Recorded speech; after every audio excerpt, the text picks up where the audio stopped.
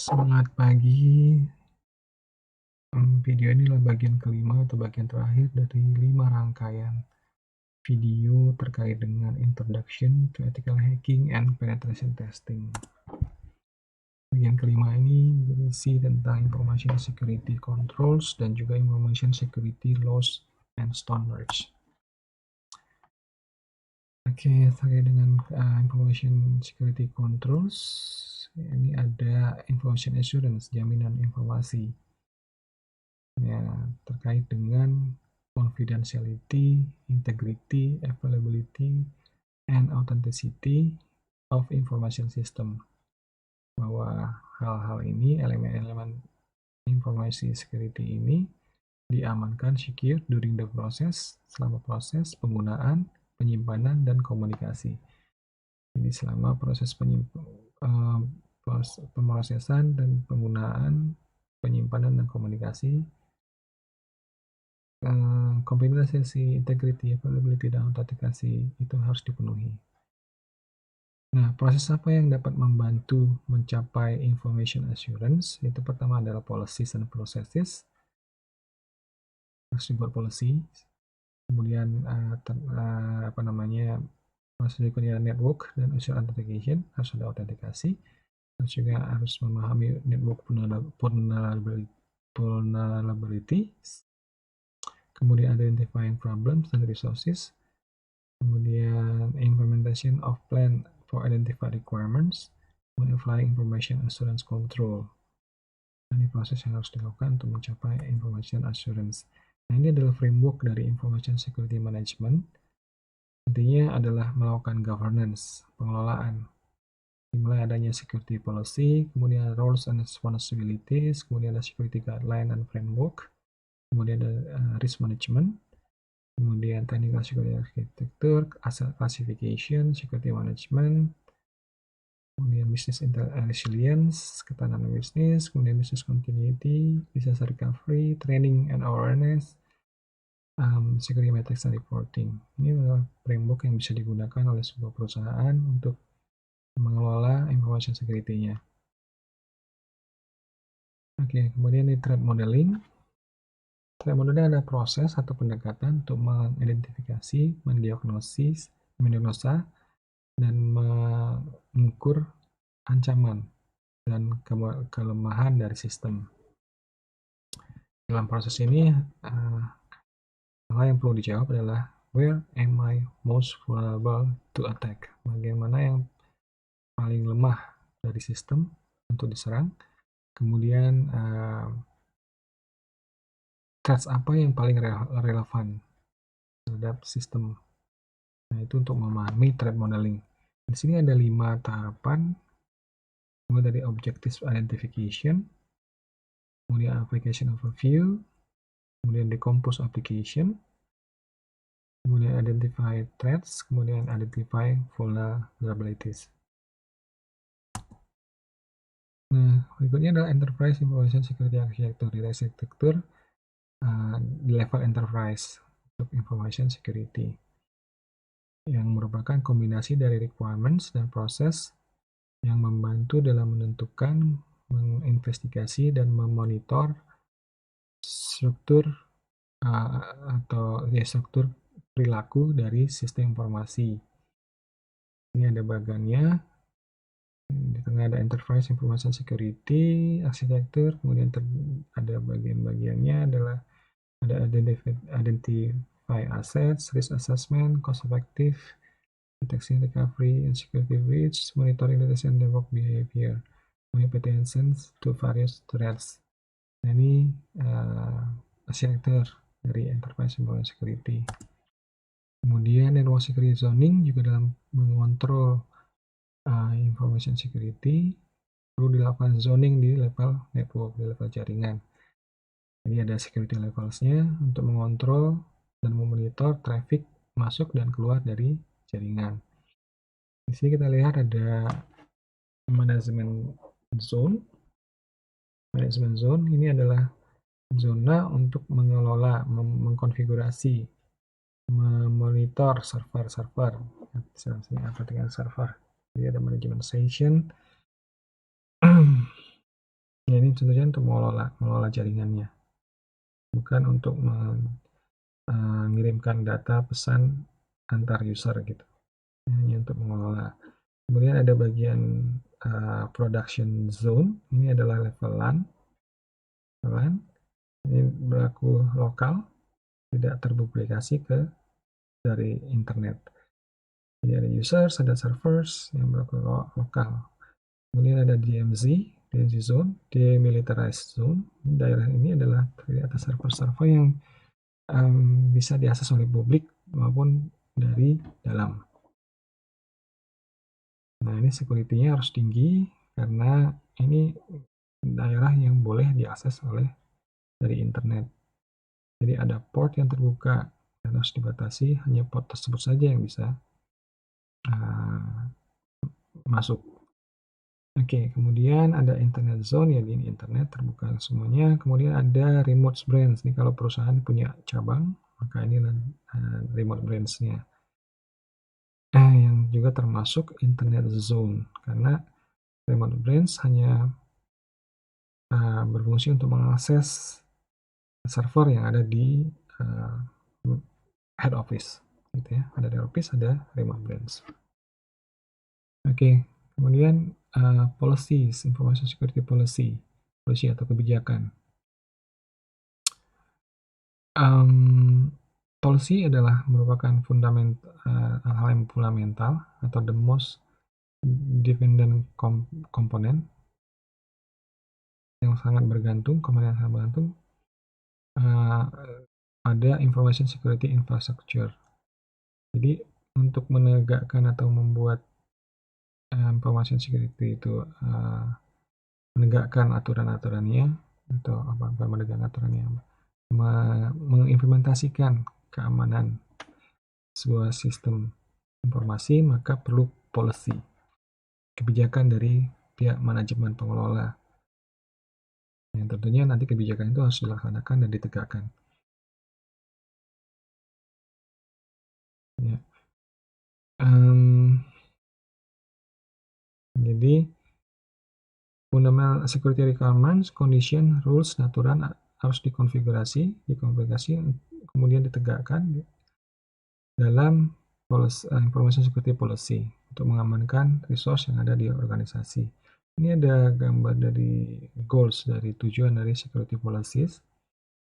Pertama adalah maintain an outline for the management administration of network security, agar dari manajemen dan administration itu satu halaman atau one page, satu pandangan. Kemudian goals dari security policy adalah melindungi resources, kemudian mengeliminasi legal liabilities, kelemahan yang legal yang muncul karena dari employees atau third parties. Kemudian prevent waste of companies computing resources, menggunakan resource secara lebih hemat. Kemudian mencegah unauthorized modification terhadap data. Kemudian mengurangi risiko penggunaan resource secara ilegal. Kemudian membedakan access right. Kemudian melindungi informasi rahasia. Oke. Ini beberapa tipe dari security policies, jadi tergantung dari perusahaannya mau menerapkan yang mana. Yang pertama adalah promiscuous policy, tidak ada dalam policy ini tidak ada batasan dalam penggunaan sistem resources, jadi semua bebas. Bisa dibilang tidak ada pembatasan atau tidak ada security. Kemudian permissive policy membatasi akses hanya ke access only widely known, yang sudah diketahui berbahaya, maka itu yang dibatasi. Jadi defaultnya adalah membebaskan, tapi bagi-bagi yang berbahaya akan dibatasi. Nah, itu permissive policy. Kalau prudent policy itu defaultnya adalah batasi, semuanya dibatasi kecuali yang dikenal memang perlu dilakukan, perlu tidak dibatasi. The also non-necessary risk blocking all other service but individually enabled service.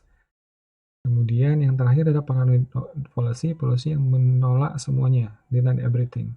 Limiting internet usage. Berarti ini bisa dibilang seperti standalone gitu ya. Jadi menggunakan internet hanya untuk akses mengabarkan informasi, tidak menyediakan service ke publik.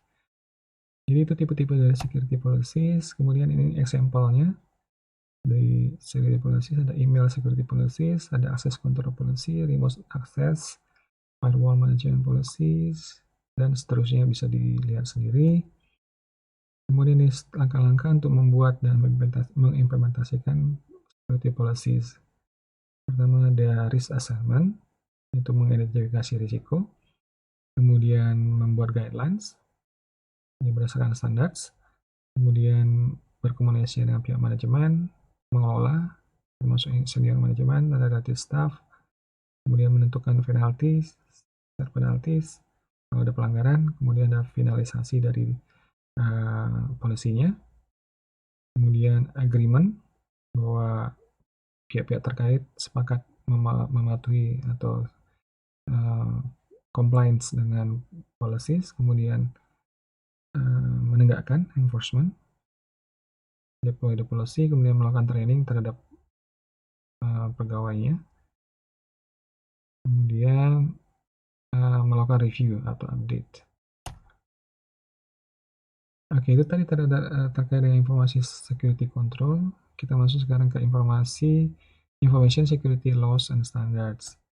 Laws, ya, itu adalah sama di tempat yang lain. Laws adalah hukum atau aturan. Atau di sini definisinya adalah system of rules and guidelines enforced by a particular country or community to govern behavior. Jadi aturan atau panduan yang diterapkan oleh sebuah negara atau komunitas untuk mengelola tingkah laku. Contohnya adalah di Indonesia ada Undang-Undang Nomor 11 Tahun 2008 tentang ITE. Kemudian di Amerika, US ada Computer Security Act, Undang-Undang Computer Security Act. Kemudian di UK ada Computer Use Act. Nah, di ITDL itu ada peraturan sarana dan prasarana TIK, dan juga ada peraturan akademik dan kemahasiswaan untuk mengelola behaviors agar policy itu dapat ditegakkan. Kemudian standar itu terkait dengan dokumen yang dibangun sesuai konsensus dan disetujui oleh organisasi yang punya otoritas atau yang dikenal, yang menyediakan rules, guidelines, atau karakteristik untuk aktivitas atau hasil yang diharapkan. Contohnya adalah PCI DSS atau Payment Card Industry Data Security Standard. Ini adalah standar penggunaan dari credit card. Jadi baik pengelola, provider dari credit card ataupun pengguna sebagai merchant itu harus comply dengan aturan-aturan yang atau standar yang dibuat oleh tertulis dalam PCI DSS. Kemudian ada standar ISO IC 27001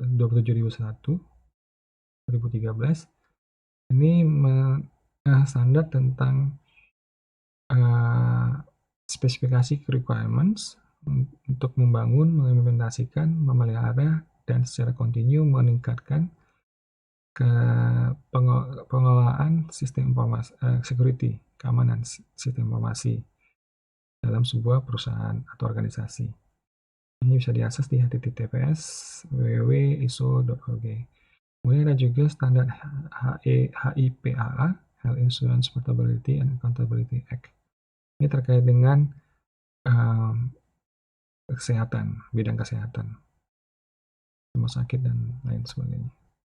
Oke, jadi ini adalah terakhir mind map dari ethical hacking.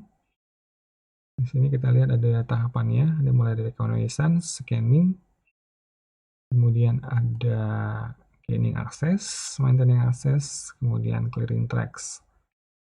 Kemudian sini ada hackers, tiba-tiba dari hackers atau kelas dari hackers. Kemudian ini ada ethical hacking.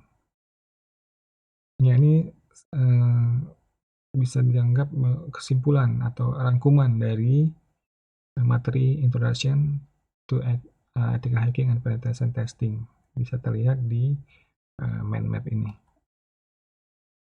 Oke, itu saja slide introduction atau presentasi terkait dengan introduction to ethical hacking and penetration testing.